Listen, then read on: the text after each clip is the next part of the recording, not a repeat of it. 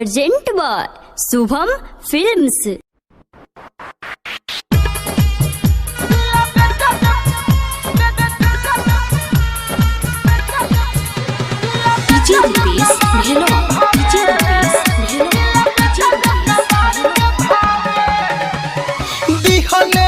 धोखा कब आएब ना तोरा गावे रे दिहले धोखा कब आएब ना तोरा गावे। दिल बेचद कबाड़ के भावे, दिल बेचद कबाड़ के भावे। कह देबू केहू से केहू ना दिल लगावे। हाँ कह देबू केहू से केहू ना दिल लगावे। दिल बेचद कबाड़ के भावे, दिल बेचद कबाड़ के भावे।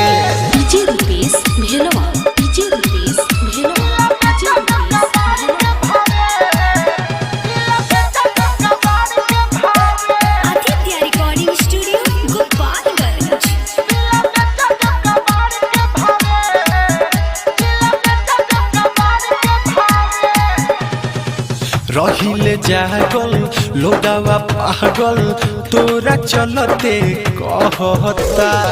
लोर बहाई का हम बताई कितना दर्द दिल सहता। अब तो कौन काम के नहीं बावे रे। अब तो कौन काम के नहीं बावे।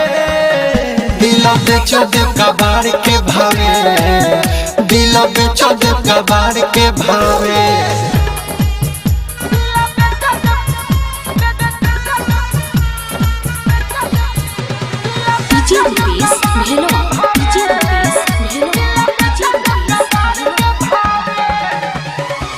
बड़ी घुमैले ठीक न कइले हमके फसैले जाल में।